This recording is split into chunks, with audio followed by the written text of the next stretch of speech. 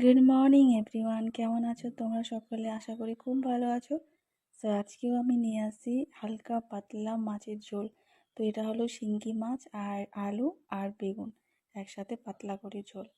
তো তার জন্য আমাদেরকে এখানে আলু, বেগুন আর মশলা বাটা সব কিছু দিয়ে এখানে আমরা ভালো করে ভেজে নেব। এটা অনেকটা পরিমাণে ভাজবো যাতে পরে ভাজতে না হয়। আমি কিন্তু এইভাবে এরকম করে ঝোল করে বানাই বন্ধুরা, পরে আমি কিন্তু ভাজি না, তার আগেই আমি অনেকটা ভেজে নিয়ে নিই। তো এখানে অনেকটা পরিমাণে আমরা ভেজে নিয়েছি।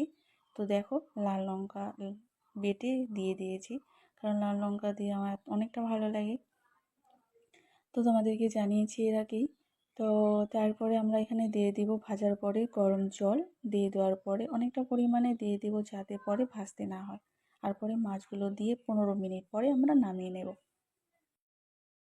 আর জলটা দিয়ে দেওয়ার পরে যখন আমরা 15 মিনিট ধরে সেদ্ধ করার পরে আমরা ভাজা মাছগুলো এখানে দিয়ে দিব। তারপরে আবার 10 মিনিট এটা ঢাকা দিয়ে ভালো করে রাখবো, যাতে সেন্টটা ভালো করে ঢুকে যায় সবজিটার মধ্যে। রেসিপিটা খুব সিম্পলের মধ্যে, এরকম ধোয়া ওঠা মাছের ঝোল পাতলা করে সকাল টাইমে গরম ভাতের সাথে আর কি লাগে বলো তো? তো তোমাদেরকে ভালো লাগলে এরকম করেই ট্রাই করবে আমার মতো।